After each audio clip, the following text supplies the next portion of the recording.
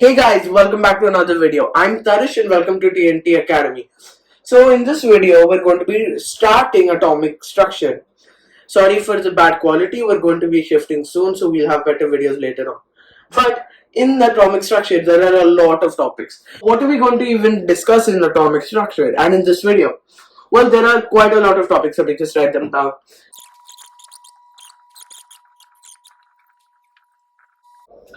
Probably very well. So, as you can see on the board that I've written, all of these topics is what we're going to be discussing throughout this entire series.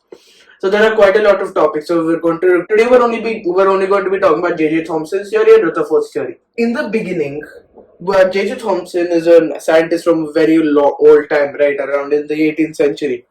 So at that time, nobody had really made any proper explorations of an atom. He was the first person to make to make a structure of the atom. This is what he thought about the structure. This is what he thought about the atom would look like. Obviously, this is proven wrong, but this is something we have to learn anyways. It was also considered the plum theory or the watermelon theory.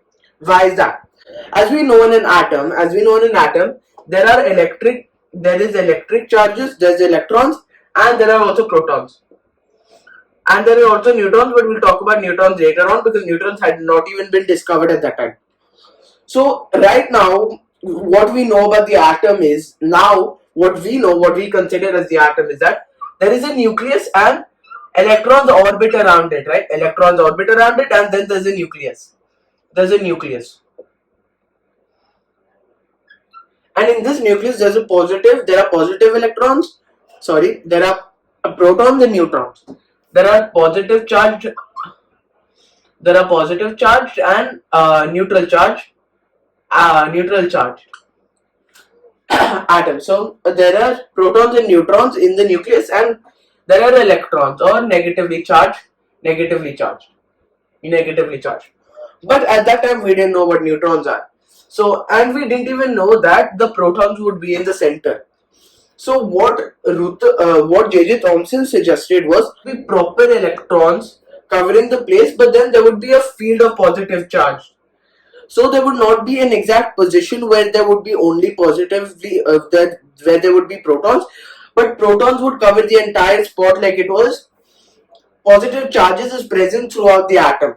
So they're just covering the entire atom like a watermelon. The protons are the watermelon, are the red part, and neutrons are the seeds. Okay, but this didn't make sense, obviously. So what the actual definition is: positive charge is present throughout the atom, and electrons are present within the positive charge like seeds in red colored fibrous mass.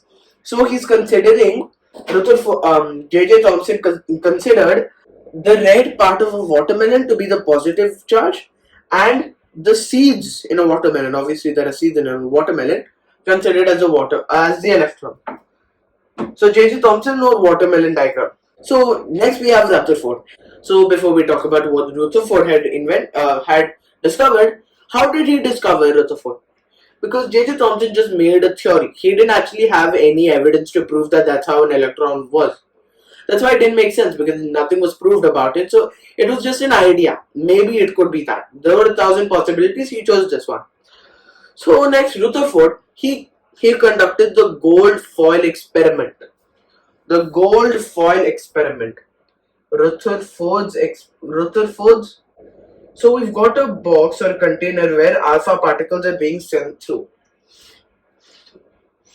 And there is a gold foil in the center. And then there is this green. There is a green screen. This is a green screen. This is a green screen. A green screen. A green screen. And from here there are alpha particles being sent through. There are alpha particles being sent through this very thin layer. This is a very thin layer. Very, very thin layer. Thin layer of gold. Thin layer of gold. So alpha particles were being sent through a very thin layer of gold foil, and then what do you think would have happened? All of them would have just gone through, or most of them would have gone through, but others would hit something in there and come back. That's what happened. The second option. So most of them actually just went through. Surprisingly, this was actually this was very surprising that most of them went through, and only some collided with the protons and electrons. Only some. So we knew something at that time. Alpha particles had a greater mass than electrons. So if the alpha particles hit the electrons, it wouldn't matter. But alpha particles had a smaller mass than protons. So protons actually had a greater mass than alpha particles. So that meant what we would have thought at that time, what Rutherford must have thought, is that according to J.J. Thomson's theory, all of these particles, most of them would have actually bounced back. They would have bounced back. They would have hit the particle, hit the protons, and bounced back. But that's not what happened. Most of them went through and only some bounced back. Only some hit the protons and came back. But that doesn't make sense, right? Because according to J.J. Thomson, there were protons everywhere. So the alpha particles should have hit all of them and just repelled. It should have bounced back because there were so many protons and they were covering the entire mass. That's where he was wrong. And this is one of the most important discoveries, the most important experiment. So what Rutherford came up to his explanation is that he found out that all the protons are always in a group and in the center of the atom. So he found out that the protons are probably only in the center, because he saw that the alpha particles which were hitting the center of this gold foil, which is also so tiny that we can consider it as a gold atom, let's say we're considering it as like that, it was only hitting only the particles that were hitting the center, only the center of the gold atom, those were bouncing back. The others were going through. So that means what he understood is that in an atom there are a lot of empty spaces. In an atom, I'm going to write here. In an atom, so what he found out is that, and he suggested that part in the center, and by this time the neutrons were also invented. Neutrons were also discovered. Sorry, not invented. So the nucleus was in the center. The nucleus was in the center, which had protons. There were a lot of empty spaces in an atom. That's what we've understood up till now. Okay. So next, we also found out the nucleus, and we found out that the electrons revolve around it. So what we can say now, the nucleus is 100,000 times smaller than the atom. So the atom, even though the nucleus has majority of the molecules, it's actually not molecules, but majority of the particles are in the nucleus. But an atom is 100 times bigger than the nucleus. So you see the amount of space an atom has? Exactly, that's a lot of empty spaces. That's why everything was going through. There are a lot of gaps or empty spaces in an atom, hence the alpha particles traveled easily through it without any interference. Exactly. But now I want to talk about the limitations of Rutherford's atomic structure.